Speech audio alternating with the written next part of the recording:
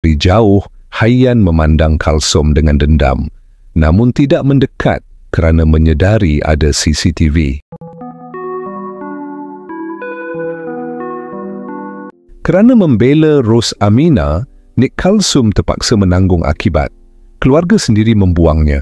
Hidupnya penuh luka dan kelam, sehinggalah dia dipertemukan dengan Ahmad Qiyuzi, lelaki yang tenang, hadir seperti penawar. Namun, ada luka di hati yang terlalu dalam untuk diubati selalunya. Mereka yang kita sayanglah yang paling mudah menghancurkan kita. Bahagia itu ada, tapi bayarnya sering dengan tangisan.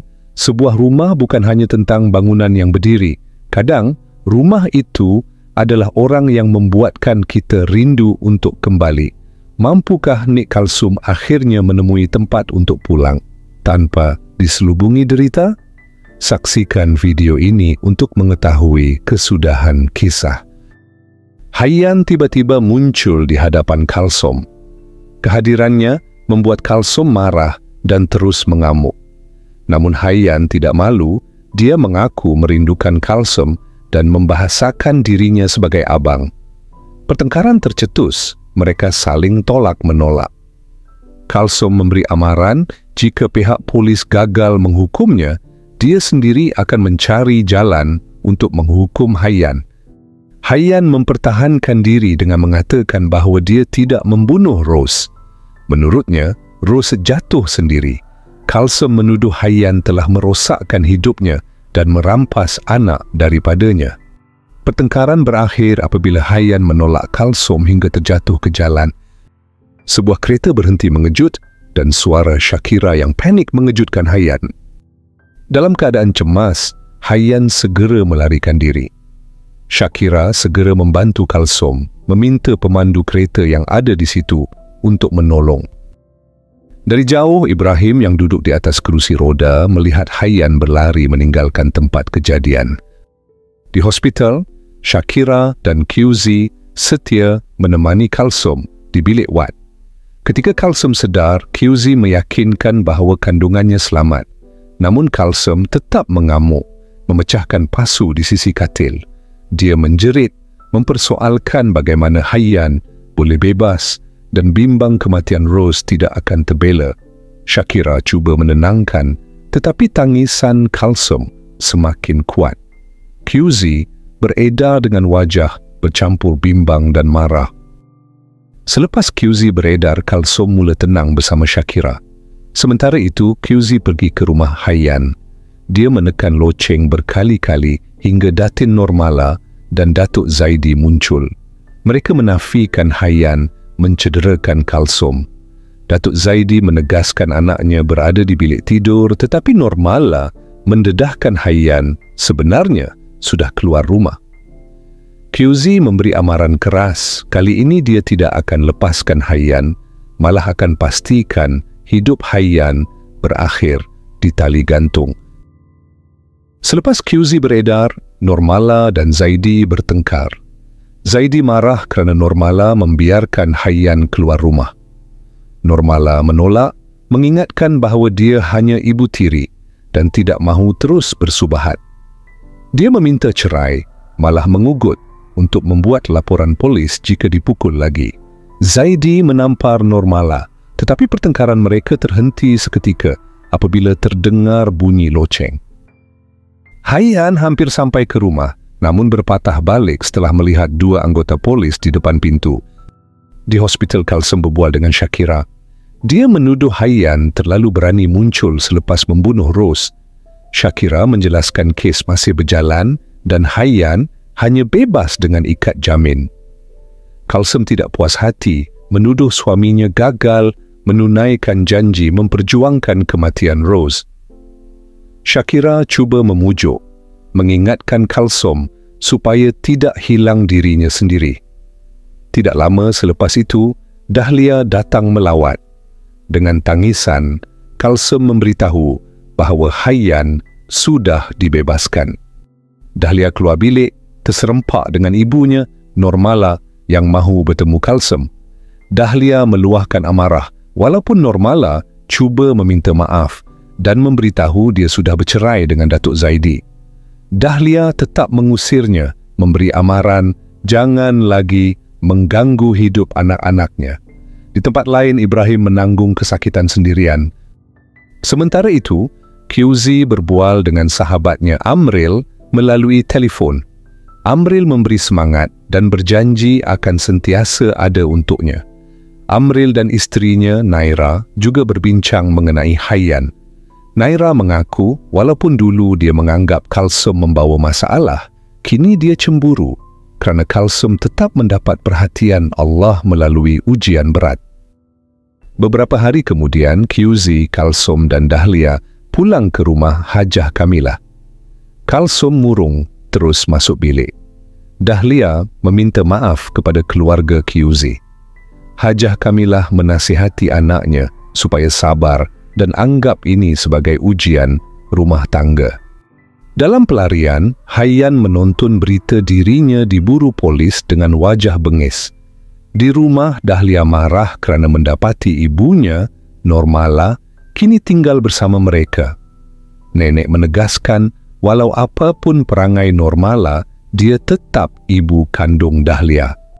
Suatu hari, Kalsum ke kedai runcit. Melihat ais krim membuat dia teringat Rose.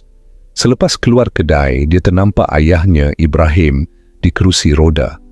Ibrahim segera beredar. Dari jauh, Hayyan memandang Kalsum dengan dendam, namun tidak mendekat kerana menyedari ada CCTV. Kemudian, QZ menghubungi isterinya, menjemput pulang. Mereka berbual sambil minum kopi. QZ memberi semangat agar mereka berserah kepada Allah, yakin akan ada balasan di akhirat buat Hayyan. Kalsum menangis, meminta maaf pada suaminya dan mereka saling bermaafan. Dia juga sempat memberitahu QZ bahawa dia terlihat ayahnya sebentar tadi. Dalam pelarian, Ibrahim terserempak dengan Hayyan. Hayyan memaki hamun dan menawarkan wang kepada Ibrahim agar memisahkan Kalsum dan QZ. Ibrahim hampir terpedaya. Di rumah, Kalsum dan Dahlia berbual pasal ibu dan ayah mereka. Kalsum menasihati adiknya agar belajar memaafkan. Tidak lama kemudian, bunyi hon kedengaran, QZ membawa Ibrahim pulang. Sementara itu, Datuk Zaidi duduk keseorangan di rumah dengan wajah muram penuh penyesalan. Dalam masa sama, Hayyan marah kerana semua kad kreditnya disekat lalu menelefon ayahnya. Datuk Zaidi mengangkat panggilan namun menutupnya selepas menolak permintaan Hayyan untuk mengaktifkan semula kad kredit tersebut. Di rumah keluarga Kalsum, mereka duduk di ruang tamu berbual tentang soal tempat tinggal. QZ mencadangkan agar ayah mentuanya tinggal di rumahnya, memandangkan ibu mentuanya masih berada di situ. Katanya, tidak manis jika mereka terus tinggal sebumbung kerana ikatan perkahwinan sudah tiada. QZ menambah jika ayah mentuanya tinggal di rumahnya, dia sendiri boleh menjaganya, manakala ibu mentuanya boleh terus bersama Dahlia. Dalam masa yang sama, QZ meminta maaf kepada Dahlia kerana telah masuk campur urusan keluarganya. Baginya, keluarga isterinya juga adalah tanggungjawabnya. Namun Dahlia masih kelihatan berat hati menerima. Saat Normala menyatakan rasa syukur kerana Kalsum dikurniakan suami sebaik QZ, Dahlia menyindir ibunya, mengungkit kisah lama bahawa dahulu ibunya memaksa Kalsum berkahwin dengan anak tiri, tetapi kini tiba-tiba bersyukur. Selepas itu, Dahlia tersedar lalu meminta maaf atas ketelanjuran katanya sebelum beredar masuk ke bilik, meninggalkan suasana hening di ruang tamu. Beberapa hari kemudian, mereka sekeluarga menziarahi pusara Rose. Ibrahim dan Normala mengambil peluang berbual. Normala mengakui kesilapannya, meminta agar mereka berhenti menyusahkan anak-anak. Kata-katanya membuat Ibrahim tersentak. Dia turun dari kerusi roda, menangis sambil memegang batu nisan Rose, merayu diampuni. QZ segera menenangkannya. Di rumah Kyuzi, Ibrahim termenung jauh. Teringat kembali perbualannya dengan Hayyan pada suatu malam. Malam itu, Hayyan menawarkan sejumlah wang kepadanya. Katanya, dia akan memberikan apa sahaja jika Ibrahim sanggup membuat Kalsum dan Kyuzi bercerai. Ibrahim dalam keadaan terdesak mengeluarkan kata-kata kejam. Dia sanggup membuat anak dalam kandungan Kalsum mati, asalkan Hayyan menunaikan segala janjinya. Hayyan mengangguk dengan yakin, berjanji tidak akan mungkir. Ibrahim menumpahkan air di hujung tangga dengan sengaja, berharap Kalsum tergelincir sehingga keguguran. Dari muka pintu, Hayyan memerhatikan dengan penuh debaran. Namun sebaik melihat Kalsum hampir melangkah, hati Ibrahim bergetar. Seakan-akan kesedaran datang menyentak dirinya. Dengan cepat, dia menghentikan langkah Kalsum dan memberi alasan bahawa airnya tertumpah tanpa sengaja. Di dalam bilik, Kyuzi masuk membawa segelas air untuk ayah mentuanya. Wajahnya tenang, tetapi jelas tersimpan keresahan. Dia tahu apa yang berlaku di tangga tadi bukan kebetulan. Kyuzi menyedari ayah mentuanya sengaja menumpahkan air, dan hatinya digelisahkan dengan persoalan apakah penderitaan yang ditanggung Kalsum selama ini masih belum cukup. Kata-kata Kyuzi tidak hanya singgah pada Ibrahim, tetapi turut sampai ke telinga Kalsum yang kebetulan berada di luar pintu. Hatinya bergetar mendengar perbualan itu, seolah-olah seluruh rahsia luka lama terbongkar satu persatu. Ibrahim terdiam lama, akhirnya mengakui kelemahan dirinya. Dia tidak mahu berada dekat dengan Kalsum, bimbang kehadirannya hanya akan menambah derita.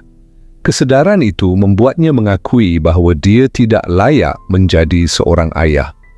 Dengan hati berat, dia meminta Kyuzi mengeluarkannya dari rumah itu kerana dia tidak mahu lagi menjadi punca kesengsaraan anaknya sendiri. Sebelum dihantar ke rumah orang tua, Kalsum meminta maaf kerana gagal menjadi anak yang baik. Dahlia juga turut meminta maaf. Normala berjanji akan menunggu hari anak-anaknya memaafkan. Beberapa hari kemudian, Kyuzi dan Kalsum meluangkan masa bersama Amril dan Naira. Mereka bergurau, suasana tenang, namun tanpa disedari, Hayyan sedang memerhati dari jauh. Dengan wajah penuh dendam, dia menusukkan jarum pada sebuah patung misteri. Setiap kali jarum dicucuk, Kalsum merasakan kesakitan di perutnya.